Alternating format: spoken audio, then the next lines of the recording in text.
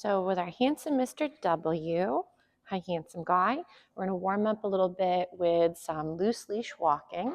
So I know right now I don't have any gear on, which is fine. So remember that when you're practicing, you're just trying to build up this concept where there is a lot of good deposits into behaviors or skill sets you'd like to have happen again. Nice job, sir. So when practicing with the handsome guy, you could do left or right. I would say right now, the main goal is that he's staying engaged and wants to hone in on you versus the environment. Nice. And this is, again, how you can start to build up that want or that drive to want to be near you versus the environment. So right there, I might do my little positive interrupter, regain his attention. We're going to go into a couple little find it's and work his name. So Winston, nice. So if he's really fast to find you again, try to do, again, a little find it, maybe a little further within a safe environment. Winston, he says, lady, I lost that snack. Hold on, we'll let him see if he can find it with his little sniffer. So he's almost there, so close, right there. Yes, Winston. Beautiful. If, let's say, he was struggling, make sure, again, just lower the criteria, which has been sort of the game plan for all the babes throughout their practice, is make sure that the way we're working and the rate at which we're practicing things are attainable and make sense to the babes as they're working their big boy, big girl skills. So again, right here, yes, and we feed for some of these beautiful little moments where he's trotting along nicely. Ready? Winston. Nice, right there. Great little name recognition. We've got the train going by and some other outside noises. Gorgeous. Ready? Yes. So if that's going really well, remember you can work, again, those recalls like I mentioned, from a find it back to you, like we did a little bit with Mr. Z in one of the other videos. And then you can also work it from a wait position. So I know we were just doing some stays for our little Miss B. Ready? Winston. Nice job, sir. So for those weights, you'd want to get your puppy into a little sitting position if possible. If, let's say, the babes are really having a rough time being stationary, you could go from, again, a find it into a recall. So I'm going to tell them to wait, give them just a couple seconds. And if, let's say, my puppy wiggles when I wiggle, it could be too hard to add distance. So if, let's say, Mr. W is a little unsure as to what game we're practicing, I'm going to stand really close, get my sit, tell him to wait, and then Winston come.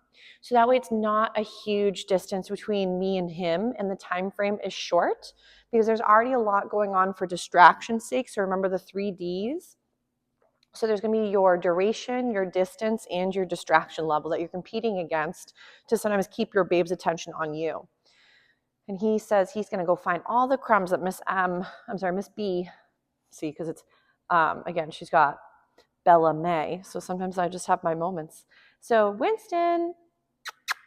So let's say, again, he's a little distracted. Yes, good boy.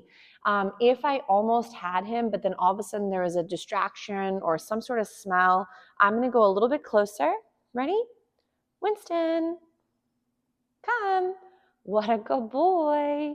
And try to bring him back to where roughly I had originally tried to get his attention. Good job, sir. Nice. So I'm just going to jackpot that moment too, a couple little tidbits. We'll go back into working a little bit with our loose leash walking again. So sometimes rotating through a few little skills can be a great way to keep them not necessarily on their toes in a bad way, but to keep the training more engaging and sort of more interactive for him too. Ready? Winston. I think he's looking for his lovely lady friend, Miss B, because they like to do some nice wrestles when they first come in. Good job, sir. So let's say he's been doing a pretty good job with some of the skills. I want to see if maybe he could work a little bit with going back to his target mat and see if we can work a little bit on that stationary position and see how he does. Ready, sir? So we'll plop out our little blanket. So for Mr. W right here, I'd go, yes, and I'm going to feed him just right over the source of the blanket. I want him to, again, just like we did a little bit earlier with Miss B, is start to build up value in going to that visual target. Nice job, sir. Ready? He's like, oh, it smells amazing.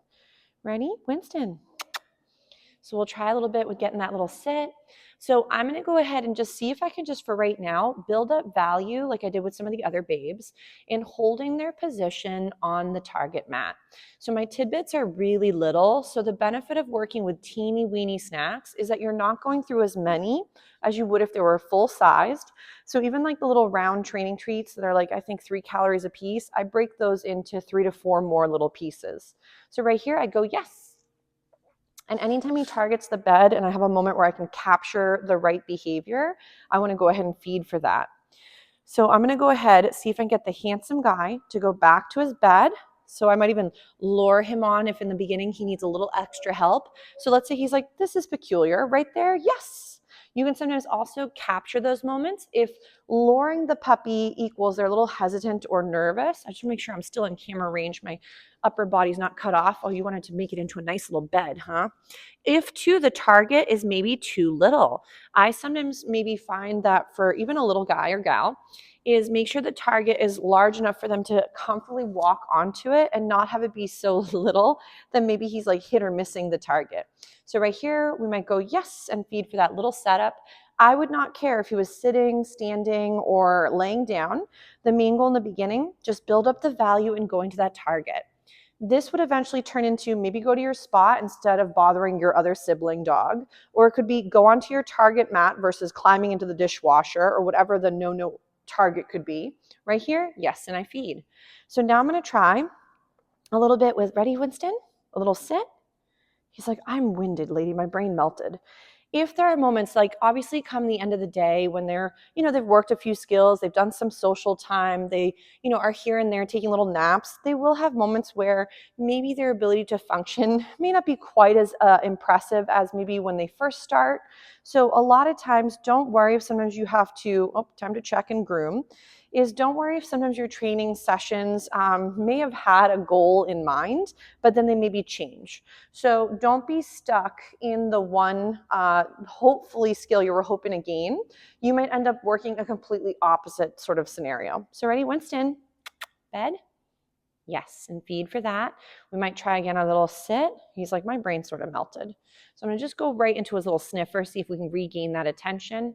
I'm going to see if I can get him to stay and just work a couple little rapid fire stationary positions with the handsome guy. So again, because if we're having moments where one day it's super easy and the next it's harder, you may have moments where, again, training is not linear in general. So don't view it as you go from point A to point B and make your way forward. Sometimes a few steps forward, a couple steps back, a step to the side, sometimes completely off the track. So don't worry if it's not the prettiest thing you've ever done. Remember, you're looking for progression or progress, and then not necessarily perfection. Because obviously there's no such thing as perfect. So it is one of those things where make sure that your end goal and how you get there is attainable for both of you. So if every time you're practicing, the next step is so much more advanced that you can't even really get to the next step, it might be something that starts to become frustrating for both of you, and then you might give up.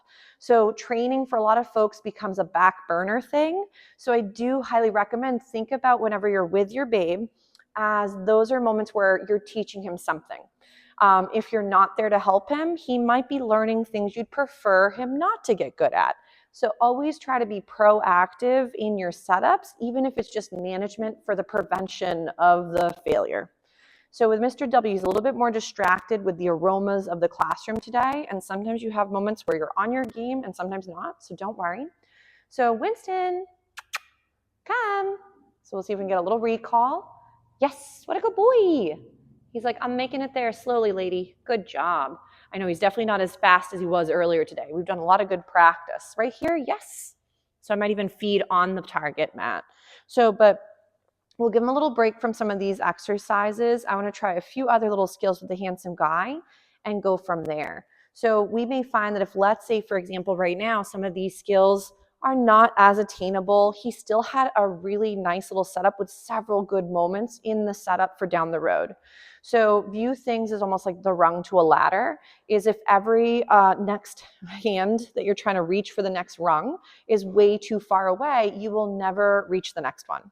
So, and that's where sometimes things become stagnant or you get sort of stuck in the same bubble. So, but look for the glimmers in the scenarios where things are looking to be going in the right direction and feed for those moments. But we'll give them a little break from this and move on to some other skills. Good job, sir.